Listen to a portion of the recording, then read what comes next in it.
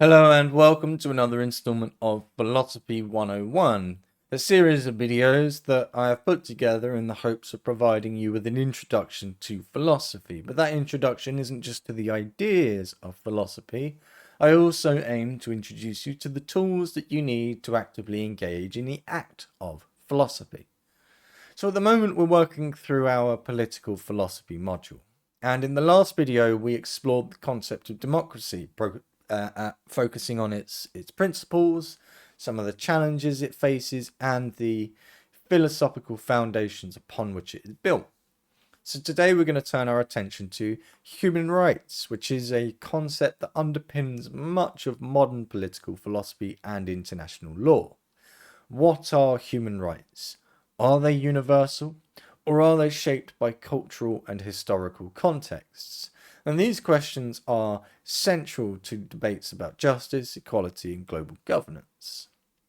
So before I continue, I just want to say that normally I have a slideshow so you'll see next to me some definitions, some questions, and that sort of thing.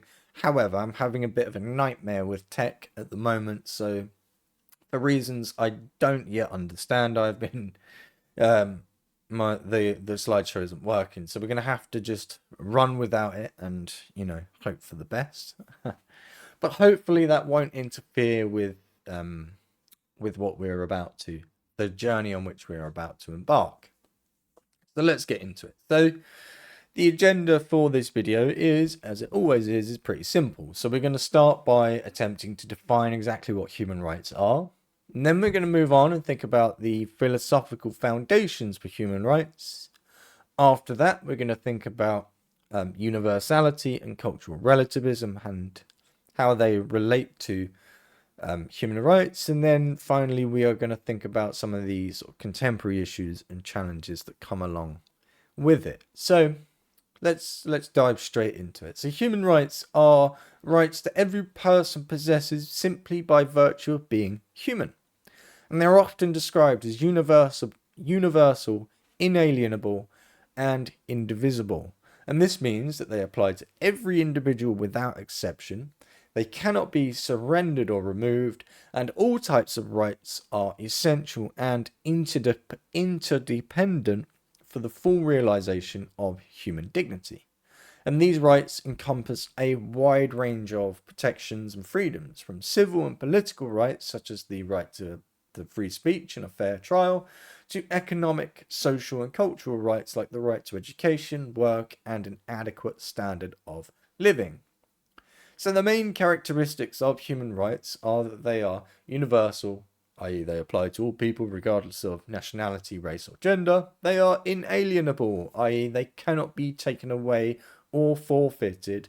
And they are indivisible. All rights are interconnected and equally important. So the idea of human rights can be traced back to documents like the Magna Carta, the American Declaration of Independence, and the French Declaration of the Rights of Man and Citizen. Whereas the modern framework was established with the Universal Declaration of Human Rights, the UDHR, in 1948. So the Magna Carta, which was signed in 1215, is one of the earliest documents. It's from England, the Magna Carta. It's one of the earliest documents that asserts the idea that individuals have rights that must be respected by their rulers. It established principles of due process and equal protection under the law. The American Declaration of Independence, which is much more modern, which was signed in 1776, proclaimed the inherent rights of individuals to life, liberty, and the pursuit of happiness. It was a foundational document asserting the idea that governments exist to protect these rights. The French Declaration of the Rights of Man and Citizen, which was adopted in 1789, outlined the basic principles of liberty, property, security, and resistance to oppression, and it became a cornerstone for human rights laws in France and inspired many other nations. The Universal Declaration of Human Rights, which was adopted by the United Nations in 1948, was the first comprehensive international statement of human rights. It laid out a broad range of political, civil, economic, social, and cultural rights that belong to all individuals. So, what do you think makes human rights a powerful concept in global politics? And this is an important question. Now that we have, in some sense, defined or attempted to define and give some historical context to human rights, this is an important question. So, what do you think makes human rights a powerful concept in global politics?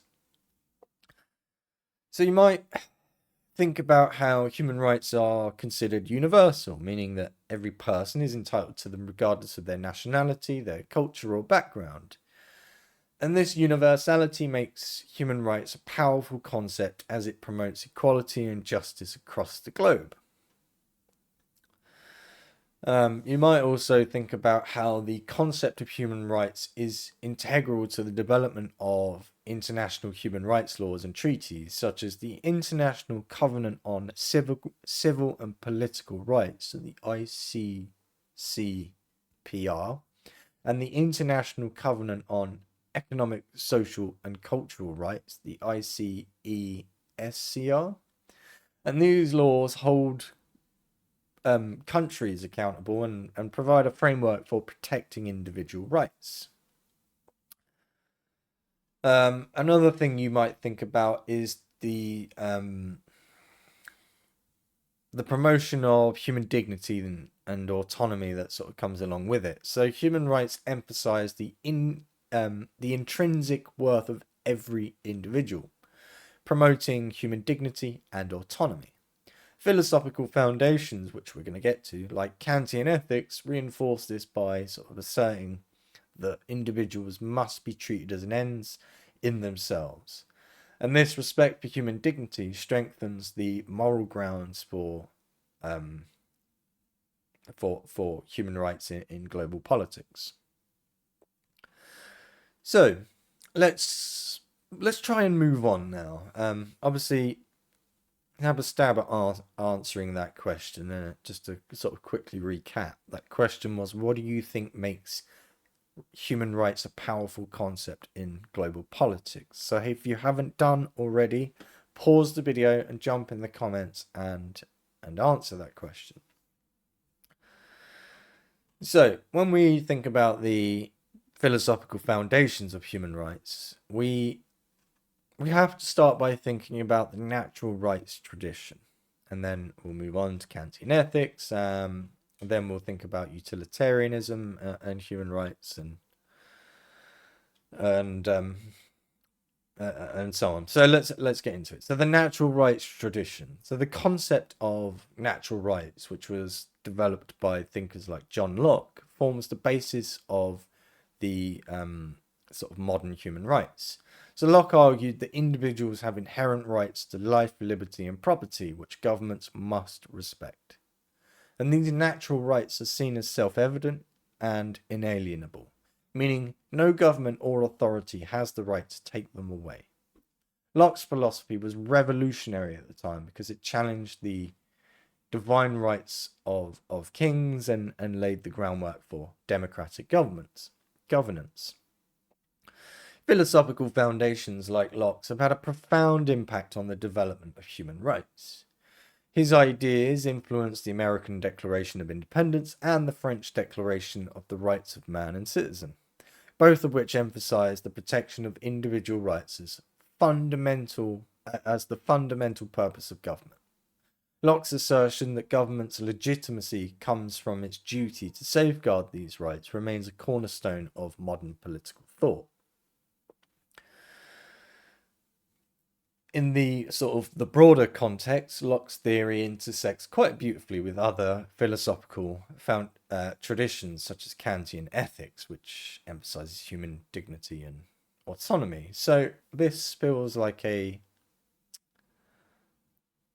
good place to move on and start thinking about Kantian ethics. So Immanuel Kant emphasized human dignity and autonomy as the foundation of rights. According to Kant, all individuals must be treated as an ends in themselves, not merely as a means to an end. And this principle is encapsulated in his famous quote from Groundwork of the Metaphysics of Morals, which goes, "Act in such a way that you treat humanity, whether in your own person or in the person of any other, always at the same time as an end, never merely as a means." And this quote highlights Kant's belief that respect for human dignity is paramount. By viewing individuals as ends in themselves, Kant argues that each person has intrinsic worth that must be respected and protected. And this notion is critical to human rights, as it asserts that every person deserves to be treated with respect and autonomy, regardless of their utility to others.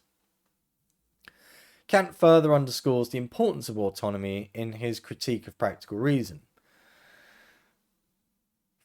Freedom, so I'm about to read a quote, but I need to give some context. So it starts with freedom, but when he says freedom, what he means is independence from being constrained by another's choice. So that quote is, freedom insofar as it can exist, let me try that again. Freedom insofar as it can coexist with the freedom of every other in accordance with a universal law is the only original right belonging to every man by virtue of his humanity. So this statement reinforces the idea that freedom and autonomy are inherent rights due to one's humanity, not because of external factors. And by integrating Kantian ethics into the discussion of human rights, we see a philosophical foundation that emphasizes the inherent value and dignity of every individual. This respect for autonomy and intrinsic worth complements Locke's natural rights by adding a moral dimension that goes beyond the mere protection of life, liberty, and property. Together, these philosophical traditions form a robust framework for understanding and advocating for human rights in a modern context. So now that we have thought about the views of Locke and Kant, we can try and have a think about how these views on human rights complement or differ from each other. So that question, to put it more succinctly, is how do Locke's and Kant's views on human rights complement or differ from each other? So pause the video and jump in the comments and attempt to answer that question. So how might you go about answering that question? Well, you might say something like Locke's and Kant's views on human rights complement each other. Locke provides a practical understanding of rights, while Kant adds a moral dimension, which in turn creates a robust framework that values both freedom and intrinsic human worth. Well, you might approach this by looking at their sort of fundamental differences. So Locke and Kant differ quite fundamentally. So Locke's theory focuses on tangible rights like life, liberty, and property, whereas Kant emphasizes human dignity and autonomy, making Kant's approach, much more sort of abstract and what we call deontological. But you might also think about the integration of these views. So combining these views, Locke's and Kant's, offers quite a comprehensive understanding of human rights. So Locke ensures physical and economic security, while Kant insists on moral responsibility and respect for individuals. Another dimension of thought worth exploring when attempting to answer this question is the balance of moral and practical foundations. So Locke and Kant highlight the importance of both practical and moral foundations for human rights. Locke provides a clear set of guidelines for what rights governments should protect, while Kant ensures that these rights are rooted in respect for human beings. And our final thread to grab a hold of and think about is the balancing act between justice and respect. So Locke's natural rights theory provides legal protections, while Kant's view demands genuine respect for human dignity. And this balance hopefully ensures that human rights are both sort of just and also morally respectful. So that's Kant and Locke's views. But now I want us to think about utilitarianism and human rights. So stuttering all over the place here. Utilitarian thinkers like John Stuart Mill argued for rights based on their utility in promoting overall happiness and preventing harm. So while utilitarianism doesn't see rights as inherent, it does support them as necessary for societal well-being. Mill's principle of utility is often summarized as the greatest happiness for the greatest number. And this principle of utility is the foundation of his ethical approach. So Mill's famous quote from On Liberty states, "The only purpose for which power can be rightly exercised over any member of a civilized community against his will is to prevent harm to others." So this quote illustrates Mill's view that individual freedom is paramount unless it infringes on the freedom of others, thus linking to human rights by emphasizing the balance between personal liberty and societal good. Another significant quote from Mill's utilitarianism is, "Actions are right in proportion as they tend to promote happiness, wrong as they tend to produce the reverse of happiness." And this quote underscores the idea that human rights should be evaluated based on their consequences for overall happiness. Rights are instrumental in creating a society where happiness is maximized, not because they have intrinsic value, but because they contribute to the greater good. So by analysing Mill's perspective, we can see that human rights under a utilitarian framework are justified by their outcomes. And this approach differs from Kantian ethics, which views rights as inherent and rooted in human dignity. Utilitarianism, instead, focuses on the practical benefits that rights confer onto society. So in an effort to summarize that, utilitarianism offers a consequentialist justification for human rights, suggesting that rights are essential for maximizing happiness and minimizing harm. And this sort of pragmatic approach complements the deontological perspective of Kant, providing a comprehensive understanding of human rights that encompasses both moral obligations and practical benefits. So if we were to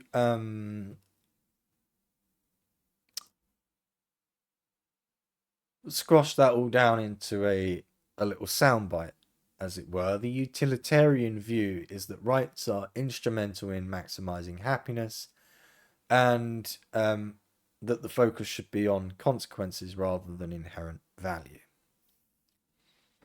So now that you have heard a bit about utilitarianism, what I'd like you to do is think about one particular human right and explain whether it's best justified by Locke's, Kant's, or Mill's approach. So I'm going to throw a couple of examples out there, but I want you to pause the video and jump in the comments and respond. So write down one human right and explain whether it's justified by Locke's, Kant's, or Mill's approach. So how might you answer this question?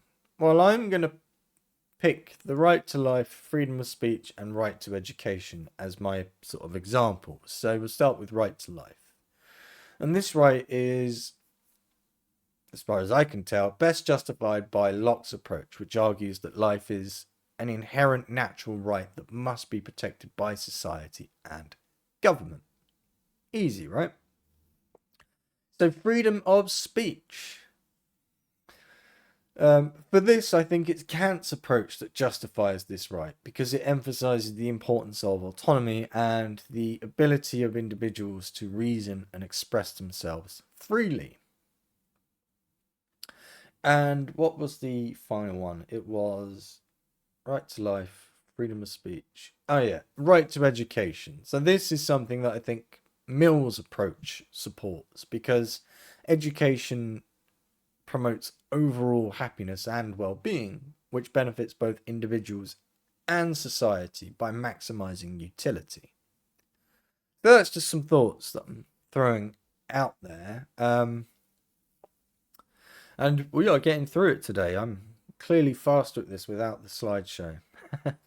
But we are getting through it today, so we're getting there. So now that we have thought about the philosophical foundations of human rights, we can move on and think about the concepts of universality and cultural relativism.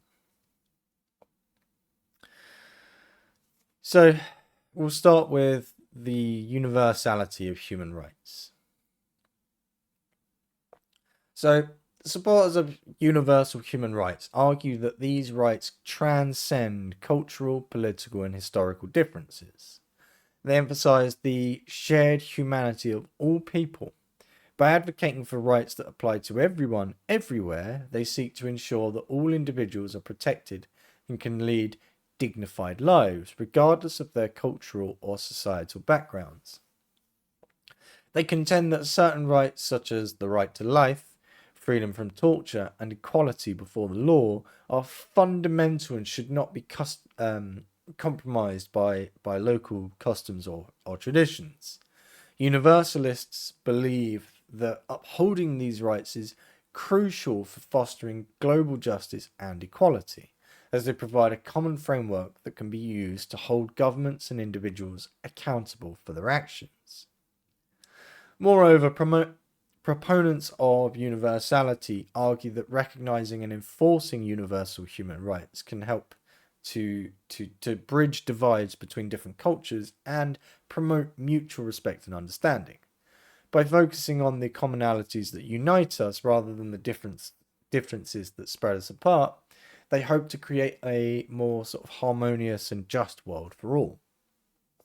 However, they also acknowledge the challenges associated with implementing universal human rights, particularly in contexts where cultural practices and beliefs may conflict with these principles. They stress the importance of dialogue and education in addressing these tensions, and advocate for a respectful and inclusive approach that considers the perspectives and experiences of different communities while upholding the core values of human dignity and equality. So the arguments for universality are essentially that it's based on human dignity and needs and is essential for global justice and equality. So now we're going to go to the other end of the scale, as it were, and we are going to think about cultural relativism. So cultural relativists argue that human rights are not universal, but are instead shaped by cultural and historical contexts.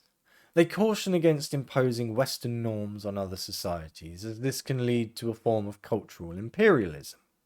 Cultural relativism emphasizes the importance of understanding and respecting the unique traditions, values, and social structures of different communities. Proponents of this view believe that what constitutes a right can be can indeed vary greatly between cultures, and the attempt to sort of enforce a single standard of human rights can undermine the sovereignty and identity of non-Western societies. They argue that each culture has developed its own system of rights and responsibilities that aligns with its values and way of life. Therefore, they advocate for a more flexible approach to human rights that takes into account the diversity of cultural practices and like beliefs and stuff. So this perspective seeks to promote cultural plurality. That was a mouthful, and to avoid the dominance of any one particular cultural view over others. Cultural relativists also highlight the potential for universal human rights to be used as a tool for political or economic gain. They warn that powerful nations might exploit the concept of universal rights to justify intervention in the internal affairs of weaker states, thereby perpetuating a new form of colonialism under the guise of human rights advocacy. Ultimately, cultural relativists call for a balance between respecting cultural diversity and protecting fundamental human rights. They propose ongoing dialogue and mutual understanding as essential components in resolving the tensions between universality and relativism. So the arguments for relativism, really, when we boil it down, are respect for sort of cultural diversity and avoid sort of neo-colonialism or cultural imperialism. So now we can think about the tensions between universality and relativism. So a common tension arises when universal human rights seem to conflict with cultural practices such as gender roles or freedom of expression in traditional societies. For instance, practices deemed oppressive or discriminatory by international standards may hold significant cultural value within a community, leading to friction where external actors may seek to intervene. And this conflict can be seen in debates over things like arranged marriages or the use of traditional justice systems, which may not always align with the sort of globally accepted human rights norms. Furthermore, cultural relativists argue that imposing universal human rights without consideration of local customs can lead to resistance and loss of cultural identity. And they emphasize the need for culturally sensitive approaches that engage local communities in dialogue and collaboration, rather than like top-down impositions. So this approach fosters mutual respect and understanding, enabling the development of human rights frameworks that are both effective and culturally resonant. At the core of this debate is the question of whether cultural practices that contravene international human rights can be justified on the grounds of cultural sovereignty. Proponents of universal human rights assert that there are fundamental rights that should be upheld regardless of cultural context to protect individuals from harm and ensure basic dignity. On the other hand, cultural relativists warn that disregarding local traditions in the name of universalism risks eroding the social fabric and exacerbating existing tensions. In navigating these complex issues, it's essential to strike a balance that honours cultural diversity while upholding essential human rights. And this balance can be achieved through continuous dialogue, education, and the inclusion of diverse voices in the creation and enforcement of human rights policies.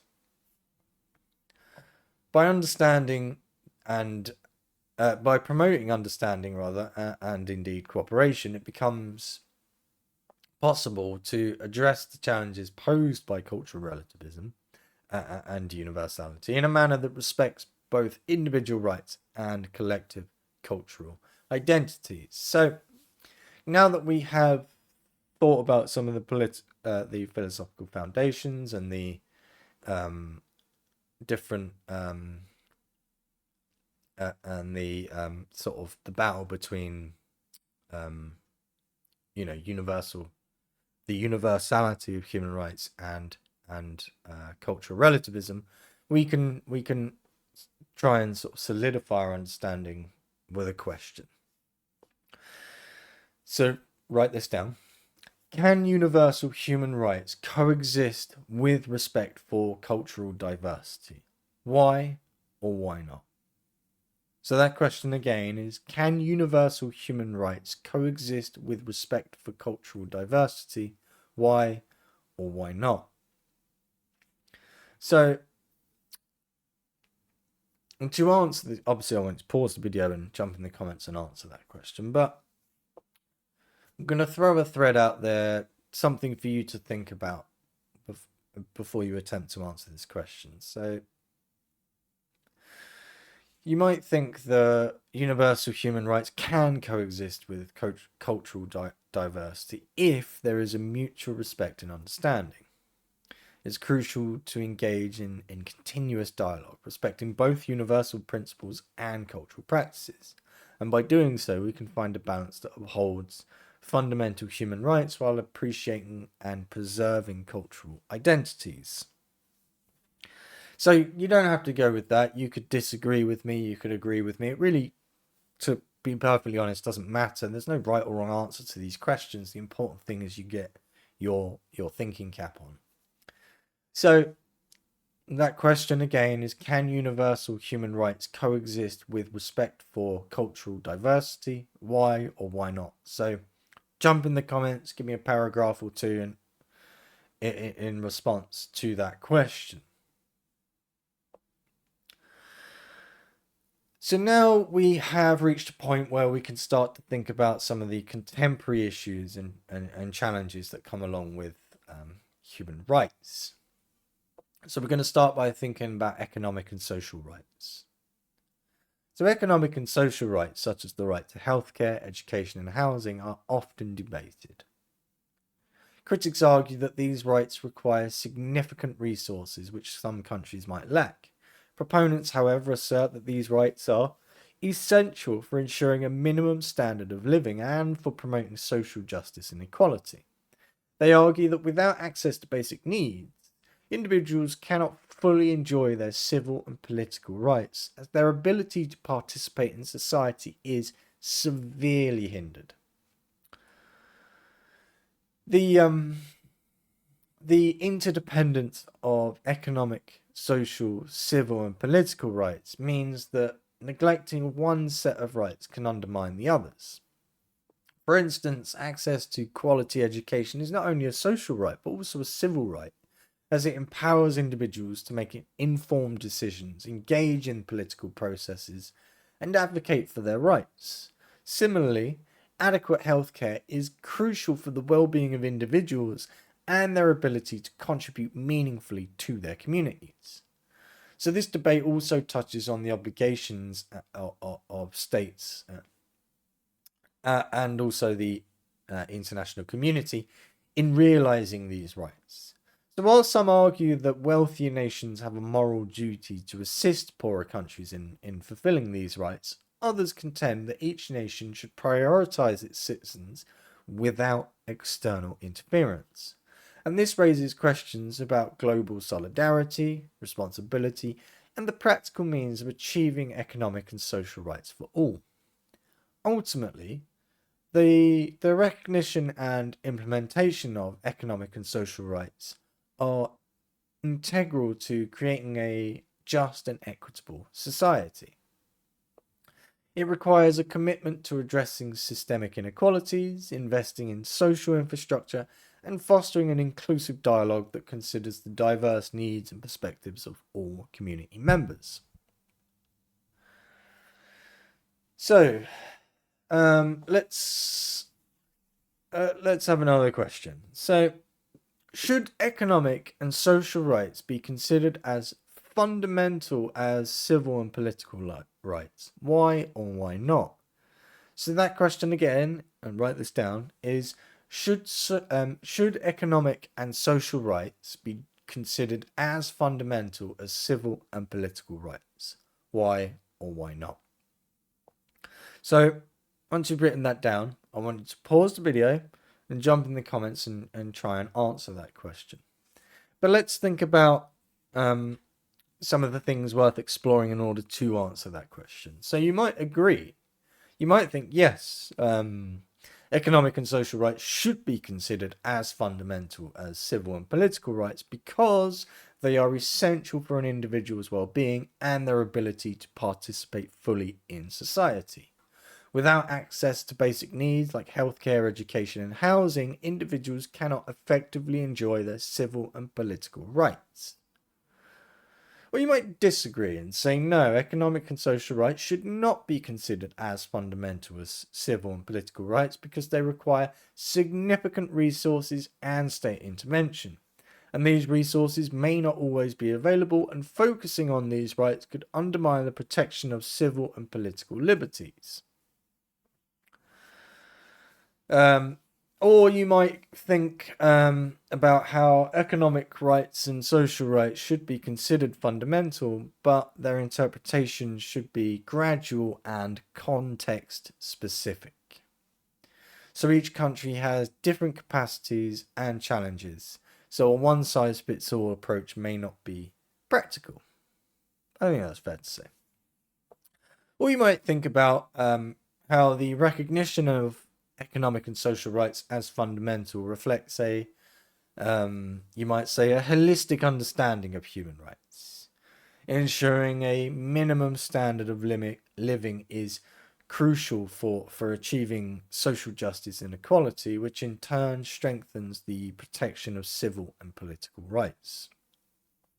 So those are just some thoughts for you to mull over while you consider how you will answer the question of should economic and social rights be considered as fundamental as civil and political rights, and why not.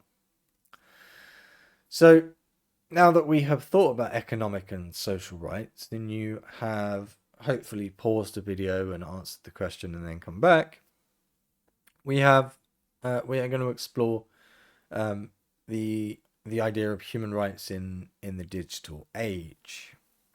So the digital age, as we call it, has introduced some new challenges for human rights, including things like privacy, freedom of expression, and access to technology. As our reliance on digital platforms and technology grows, so does the need to protect these rights in a rapidly changing technological landscape. So privacy concerns are perhaps more important than they've ever been, because our personal data is often collected, stored, and utilized by both private companies and governments. And the potential for misuse or unauthorized access to this data, it poses a significant risk to the individual's privacy and autonomy. Ensuring robust data protection regulations and promoting digital literacy are crucial steps in safeguarding privacy rights. Freedom of expression is another critical issue in the digital age. So while the internet provides a platform for diverse voices and perspectives, it also opens the door to censorship, misinformation, and online harassment. And balancing the right to free speech with the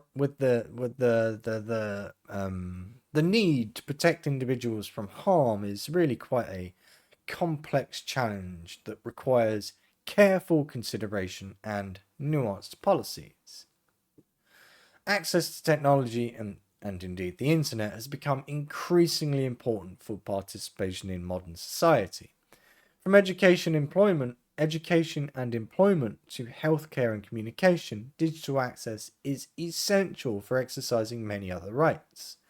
Bridging the digital divide and ensuring equitable access to technology for all individuals, regardless of their socio-economic background, is vital for upholding human rights in the digital age. To address these challenges, international cooperation and dialogue are essential. Policymakers, technologists, and human rights advocates must work together to create frameworks to protect human rights while embracing technological advancements. By fostering an inclusive and sort of rights-respecting digital environment, we can ensure that the benefits of technology are shared by all and that human rights are upheld in the digital era. So, human rights in the sort of digital age it's a tricky question. It's a tricky topic. So let's have a question. I think that would be a good way to maybe get all of that straight in our heads. So The question I'm going to pose to you is, and I want you to write this down because I'm going to want you to answer this in the comments, but should internet access be considered a human right? Why or why not? Now, this question is quite a contentious one. Some will say yes, some will say no, some will say I don't know. But there will be plenty of people that will pick a side and they will argue it incredibly passionately. So have a really good think about that. So that question again is, should internet access be considered a human right? Why or why not? So pause the video, jump in the comments and answer that question. But let's have a quick think about some of the things worth considering in order to answer that question. So you might think that the answer is yes, that internet access is crucial for exercising many fundamental rights, including freedom of expression, access to information, and participation in modern society. Without it, individuals are at a significant disadvantage in terms of education, employment, and civic engagement. Well, you might be on the other side of the line and say no. While internet access is important, it is not a basic necessity like food, water, or shelter. Prioritizing it as a human right could divert resources from addressing more immediate and life-threatening needs. Or you might take some middle ground, as it were, and give a conditional yes, and say that internet access should be considered a human right, but with certain conditions. Governments should ensure that it's affordable and accessible to all, especially marginalized groups, in order to bridge the digital divide and, try and promote equality. Or, as another middle ground approach, you might give a contextual yes. So, in today's digital age, internet access is essential for accessing services, information, and opportunities. However, its recognition as a human right should consider the varying contexts and capacities of different countries.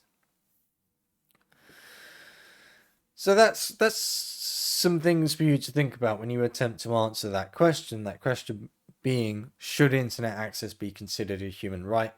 Why or why not? So now that we have thought about human rights in the digital age, we can think about something that is really tricky. Possibly the most tricky part of this whole human rights subject, really, which is the enforcement of human rights. So one of the greatest challenges is enforcement. While international bodies like the United Nations promote human rights, enforcement often depends on the political will of states. Sovereignty can be a double-edged sword in this context, as countries may resist external interventions even when human rights violations are evident. And this tension between state sovereignty and international oversight creates a complex landscape for holding violators accountable. Efforts to address human rights violations require robust legal frameworks and the cooperation of international and regional organizations. So mechanisms such as the International Criminal Court, the ICC, play a crucial role in prosecuting individuals responsible for severe human rights abuses.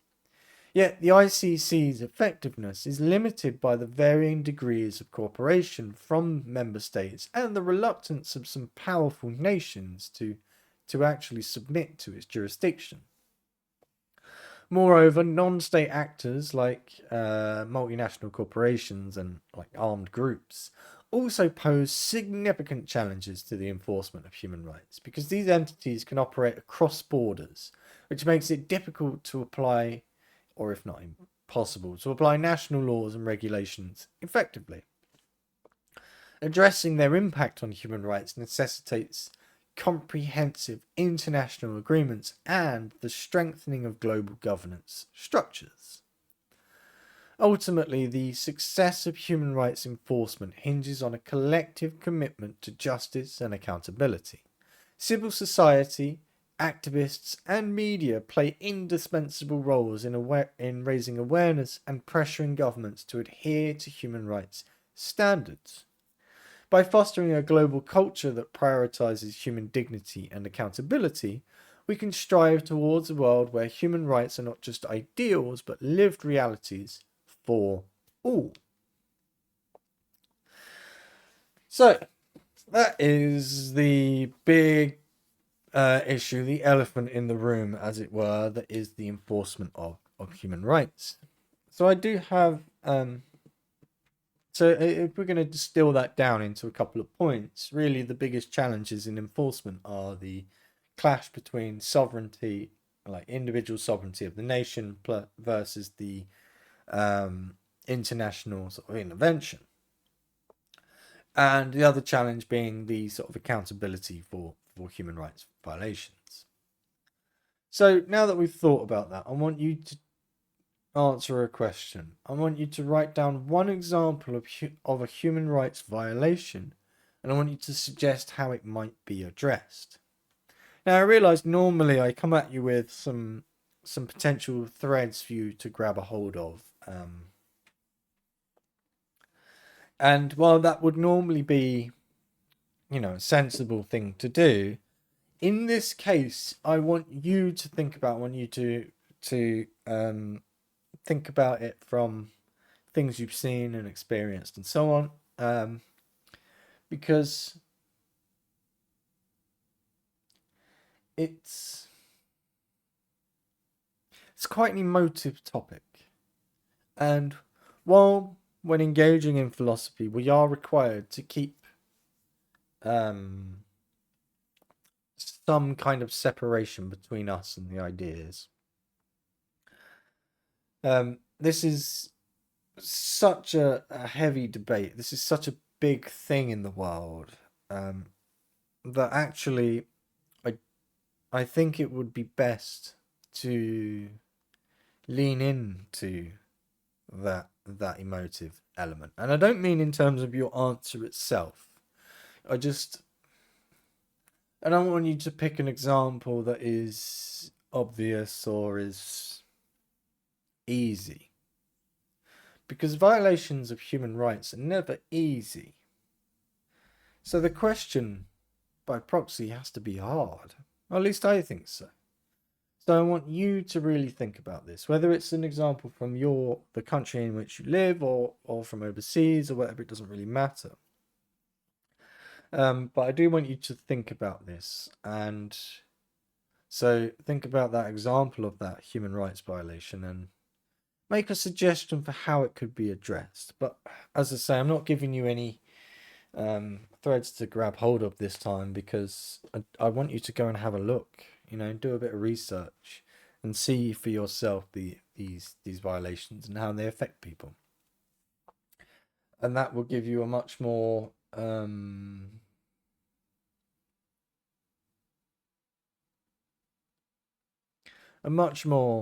it'll make your response much more sort of honest and whatnot, much closer to what you feel as well as what you think. And that's important too. As I say, normally in philosophy we expect some measure of distance, but in this case, too much distance, I think, creates a sense of apathy, and we don't want apathy. So yeah, have a look online and whatnot, and look in the media and the news and so on. Open up the history books and whatever, and have a really good think about this one. So yeah, let's try and wrap this all up now because we are nearly an hour into this or something. I'm not actually sure. Let me check. Oh yeah, nearly about 50 minutes by the looks of it. So let's try and wrap this up. So human rights are something that it remains a vital but deeply contested concept. They embody ideals of justice, of dignity and equality, yet their implementation faces significant practical and philosophical challenges. For one, the enforcement of human rights is often hindered by issues of sovereignty, as nations may resist external intervention even when gross violations are evident within their borders. And this creates a complex landscape where holding violators accountable is really quite difficult. Moreover, the effectiveness of international institutions like the ICC, the International Criminal Court, is limited quite drastically by the varying degrees of cooperation from member states. Some powerful nations, I'm not going to name any, but some powerful nations are reluctant to submit to its jurisdiction, thereby undermining its ability to prosecute individuals responsible for severe human rights abuses. Also, non-state actors such as multinational corporations and armed militias and so on operate across borders, and they pose significant challenges to enforcement of human rights. So addressing the impact of these entities on human rights necessitates comprehensive international agreements and the strengthening of global governance structures. Civil society, activists, and the media all play indispensable roles in raising awareness and pressuring governments into adhering to human rights standards. So by fostering a global culture that prioritizes human dignity and accountability, we can hopefully strive towards a world where human rights are not just ideals, but lived realities for all. And it's through sort of collective commitment and concerted action that we can address these challenges and make any, really meaningful progress in the field of human rights. So that's pretty much it. But before we part ways, I do have one more question for you. And that is, do you believe that human rights are universal, or should they be adapted by cultural contexts, and why? Now again, for this one, I'm not going to give you any potential sort of threads to grab a hold of. What I want is your opinion.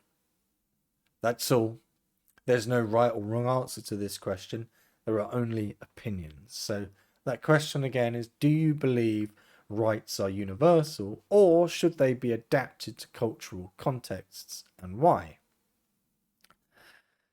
So we have, as you've got this far, I do have something to ask of you, and it's a bit cheeky, I know, but if you could like the video and subscribe to the channel, that would be fantastic. Not only would it obviously benefit me, it also sends a message to YouTube that you're interested in philosophy, you're interested in the things that we have been talking about, and therefore YouTube will hopefully start showing you more of that kind of content, not just from me though, from other creators too. So that gives you a much sort of wider perspective. You're not pinned down by any one particular interpretation. You're able to engage your critical thinking skills and come to your own conclusions. However, if you don't want to like and subscribe, that's also fine. There is no pressure. But yeah, so that's it for our video on human rights. So in the next video, we're going to think about how global justice and human rights intersect with issues like poverty, inequality, and environmental sustainability. So I hope to see you there. In fact, I look forward to seeing you there. But thank you very much for your time today. I do really appreciate it. And as I say, I really look forward to seeing you on the next one. So thank you and goodbye.